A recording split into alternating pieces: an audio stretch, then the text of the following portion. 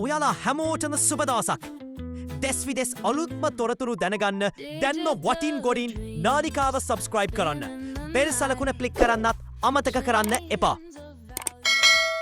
අමරිකානු ඩොලරයට සාපේක්ෂව රුපියල සීඝ්‍ර ලෙස අවප්‍රමාණය වීම පසුගිය දින කිහිපය පුරා දක්නට ලැබුණා.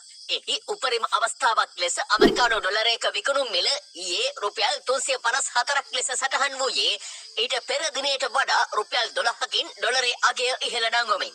එහි යම් අඩුවීමක් අද වන විට දක්නට ලැබීම විශේෂත්වයක්. ඒ අනුව රුපියල් 354.3ක් ලෙස ඊයේ සටහන් වුණු අමරිකානු ඩොලරයක විකුණුම් මිල අද දැක්වුණේ රුපියල් 353.17ක් ලෙසයි. ඩොලරය ඉහළ යාමේ අර්බුදයට රටක් ලෙස සූදානම් විය යුතු ආකාරය පිළිබඳ සංඥාන් මෙලෙස අදහස් පළ කරනවා.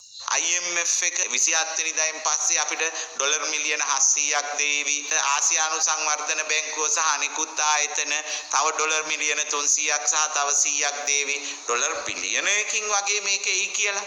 ඒ ඩොලර් බිලියනයකින් ආවත් ඒවා එන්නේ මං ඊටාම වගකීමෙන් පැහැදිලි කරනවා මහ ජනතාවට ඒවා එන්නේ අර රුපියලේ අර්බුදයට උත්තරයක් වශයෙන් නෙවෙයි.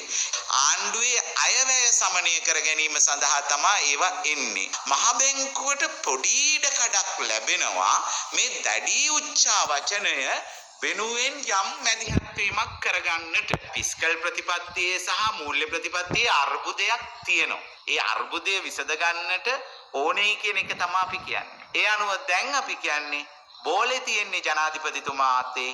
බැට් කරනවද නැද්ද කියන එක එතුමා තීරණය කළ යුතුයි. වශයෙන් මොකද්ද ගත්ත ක්‍රියාමාර්ගය මේ රුපියල අප්‍රමාණ වීම අඩු කරන්න. ඔව් අපි පාවෙන විනිමය අනුපාතයක් අනුගමනය කරද්දී බාහිර අංශයෙන් ඇතිවෙච්ච කෙටි කාලීන තත්වයක්.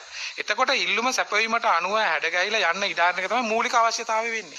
ඒ තත්වය ටිකක් උග්‍ර වෙනකොට තමයි පුද්ගලික වාහන කල් දමා ගන්න කිව්වේ. ඔබතුමාට නිශ්චිත වශයෙන්ම කියන්න පුළුවන්ද පවතින සංදර්භය තුළ ශ්‍රී ලංකාව තුළ ආර්ථික අර්බුදයක් නැහැ කියලා? නිශ්චිත වශයෙන්ම කියන්න පුළුවන් ශ්‍රී ලංකාව තුළ කිසිදු ආර්ථික අර්බුදයක් නැහැ විතරක් නෙමෙයි ස්ථාවරත්වයෙන් ආර්ථිකය මේ තත්ත්වය සමාන කරගෙන ඉදිරියට යනවා. විදේශීය ඉන්න ශ්‍රී ලාංකිකයන්ටත් මම යෝජනා කරනවා මේ මොහොතේදී ඔබ එවන ඒ ඩොලරය විසින් විශාල ශක්තිමත් භාවයක් මේ රුපියල ආරක්ෂා කරගන්න ඒක වැදගත් වෙනවා. සාමාන්‍ය පරිදිම ඩොලර් ප්‍රමාණය එවන්න නොම යන්න එපා.